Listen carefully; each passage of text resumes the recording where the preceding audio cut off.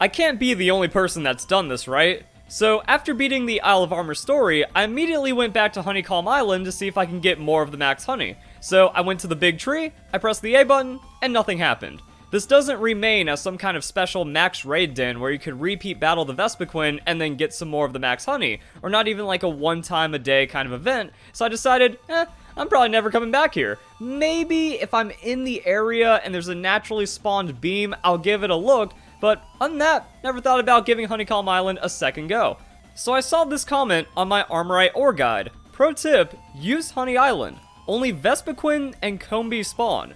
And then I checked the table, and only Vespiquen and Combi spawn. That's one of the wildest things about it. So it's all the same base den. You might notice from the Isle of Armor, as well as just the base wild area in Pokemon Sword and Shield, that sometimes one den listing will be in multiple locations. Well, this is the same den throughout the entire Honeycomb Island, and it's only going to be Vespiquen and Combi, but also the loot is pretty interesting. So it's more reliable spawn, plus they're extremely easy to beat, even 5-star, so you don't have to waste wishing pieces. Well, I don't think you ever waste wishing pieces, because if you see a 5-star, you just time skip, and then it goes away.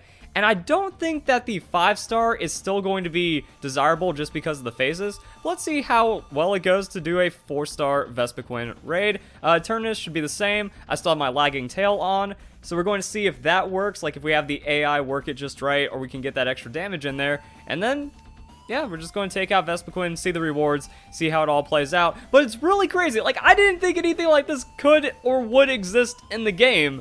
But maybe there's some cheese behind it. Maybe there's something going on here. Alright, Togepi used Ancient Power, but even that 4x super effective hit wasn't enough to get Vespiquen 2 shields.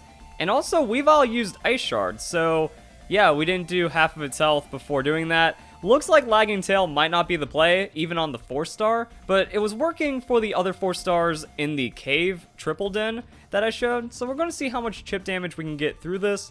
We have 4 shields on the Vespiquen. I was hoping it was like something cheeky, like 3, like, oh, no matter what, just like free Vespiquen. I feel like Combi might be 2, and then that makes the 3-star really easy, but this just seems to be like a standard 4-star raid that isn't too much easier. Maybe if you do like a Dynamax, so I would just bring Silvally or a Rock-type Pokemon, Dynamax, Rockfall, but even then, you're doing a lot of damage for free, you get to break the shields anyways, and unless we're just like super lucky on the teammates, which is always a possibility, this just doesn't seem like that ridiculous for the 4-stars. It's going to come down to the Combi though.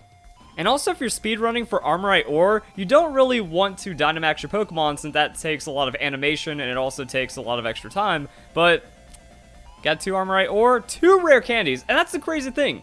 There's a chance at getting 2 rare candies from these raids on top of the regular candies. That is what puts Honeycalm Island over the top for me, and then just like a lot of honey and some other items. So you trade like the rare expensive items for the rare candies, and that could be worth it. Also, wait, you don't need to leave. You just kind of keep farming the same den over and over. And I feel like this can be a little bit of a problem if we get an event den. That's pretty much where you're wasting wishing pieces. So it takes like slightly longer than the triple cave den to start up another den. This is what I want to get into. I just want to see 4-star Combi. All right. Now, if we can do 4-star Combi in 1 turn, it would be like the ultimate impossible ridiculousness, but that would just be like the fastest way of getting 2 Armorite. But if we can still do it in 2 turns, that's a very reliable 2-turn 4-star. So we're going to see how this Combi raid ends up going. It's mostly going to come down to the double shields. I like the team that we have. Jolteon could put in the work right here. And then if something happens, Dynamax Cannon is going to be a big hit. Alright, there's an Electro Ball. Ooh. Chunked. Desperate already. 3 shields. Ah.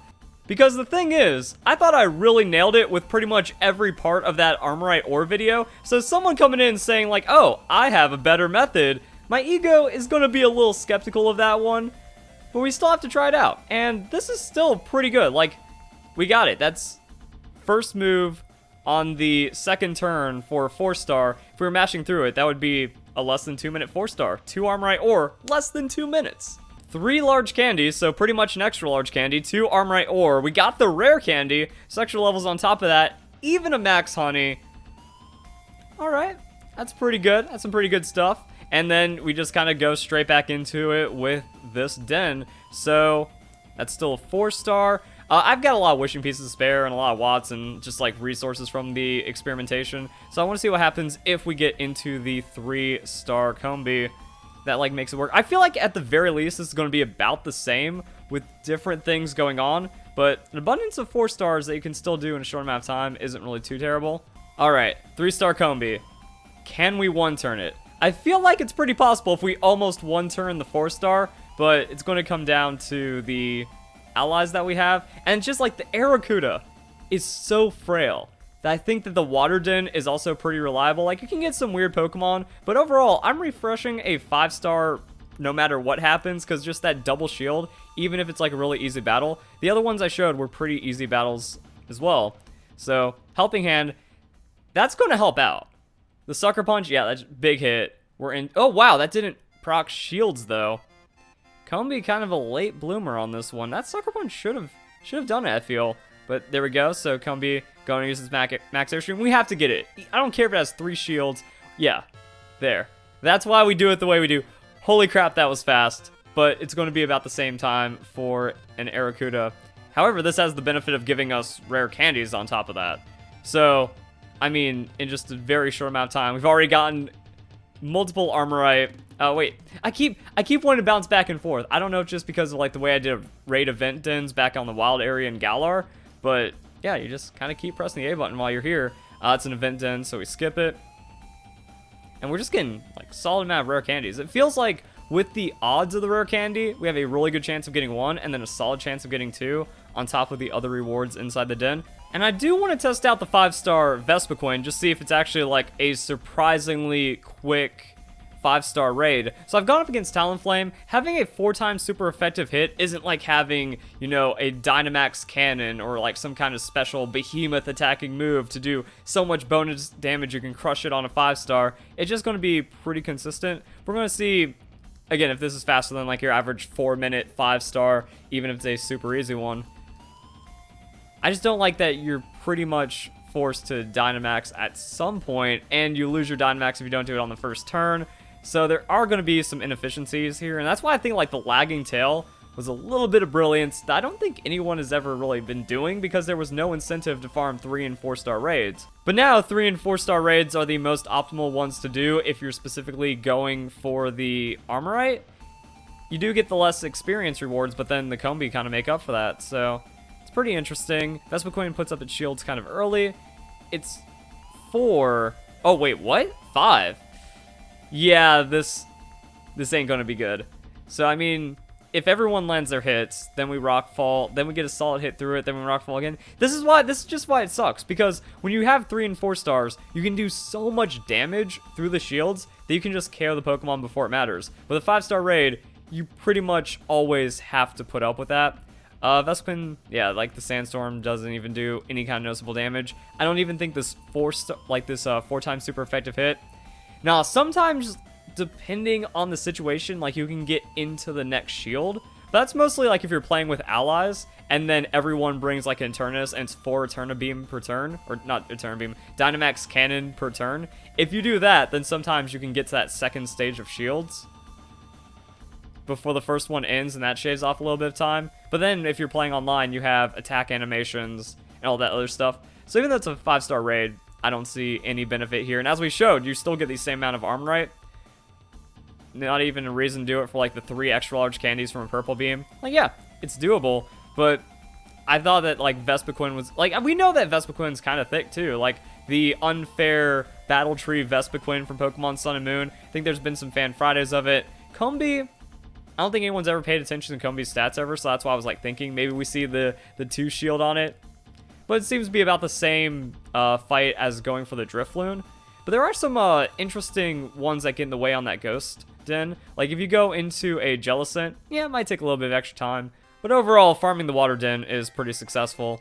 And I guess if you're also using Rock-type Pokemon, you're bringing your own max Rockfall.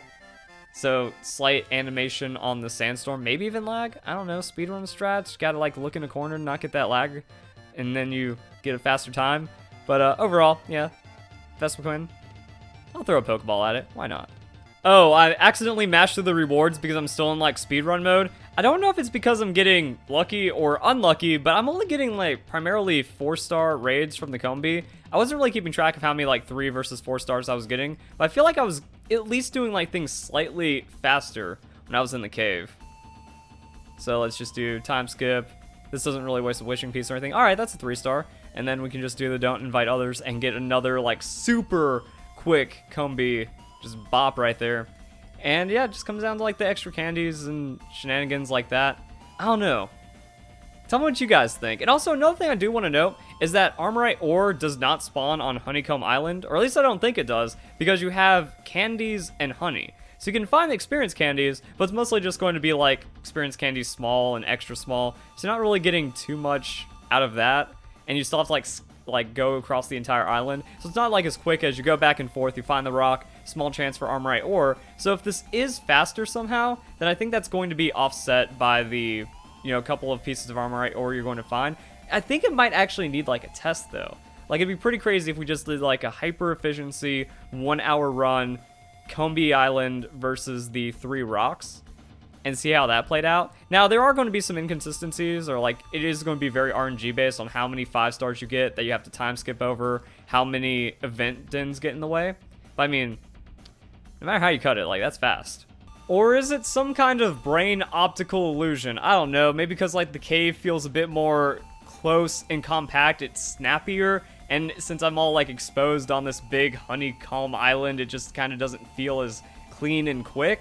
So let's just do this 3-star Cramorant. I was also thinking about Pokemon spawns, but I mean, yeah, like Arrokuda, Cramorant probably spawn 3-star at the same rate as like the Combi spawn 3-star. Unless there is some weird den mechanics where Combi is more common 4-star there, but the 4-star still is super fast. So let's see, can we clean up the Cramorant? I'm guessing yeah, like 100% big yeah. So I mean, we even got a rock throw. Did we actually have Martin do something for us here? So Thunder Punch on the heat more. Not gonna get us through any extra shields. Cramorant's gonna attack anyways. Mega Punch. And then yeah, our Dynamax Cannon has to go through that. Okay, so it's the same. And then I guess it comes down to the rewards. If you have a million candies, maybe you don't need the extra rare candies, but rare candies always feel good to get. And we got Armorite, Skull, Liquidation. So yeah, we're trading the rare candies for TRs I probably already have a million of. And then you just press the A button in the same spot anyways. Like, again, it's only for the event ends that you have to move. 5-star Golduck, that'd be a skip like anything else. I don't know. I don't know. Honeycomb Island is definitely something special. Okay, I think you know what actually is going to determine it, is if you can use a max mushroom, or 2 max mushrooms and a max comb to Gigantamax any Pokemon to make the max soup. Is that how it works, or is it like 3 and then 1, and then that's how you do it for the Cubfu? Okay, so we have 2 max honey, and we have 1 max mushroom. So max honey also has like an interesting effect. It's effectively a max revive. Kind of strange, and that's kind of like how one-dimensional it is with a Cubfu. What happens if I talk to this guy? Yeah, let's give Pokemon max soup. 3 clutch to max mushrooms only.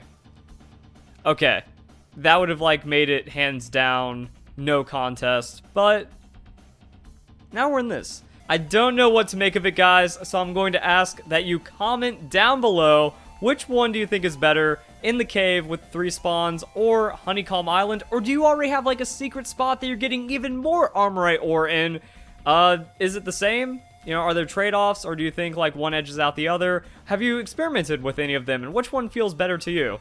I would like to get that feedback because we're just fresh in the Isle of Armor. Game barely came out a few days ago, and we're still trying to discover everything about it. It's pretty interesting, and there's a lot of cool stuff and a lot of cool tech. I love it that there's optimizations and min-maxing that's still being worked on, and it's going to carry on into the future of this game. So if you guys enjoyed the video, hope you all have a nice day. Thank you very much for watching.